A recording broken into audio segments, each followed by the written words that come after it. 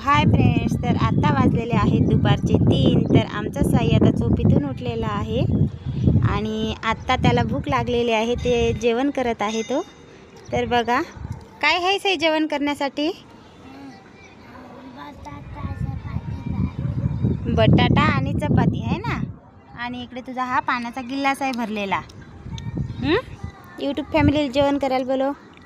या म्हणा जेवायला सगळे. बोलव या म्हणा जेवायला. तर आमच्या इकडे असं वातावरण आहे बघा, एकदम छान मस्तपैकी असं भारी वातावरण आहे. बघू शकता तुम्ही.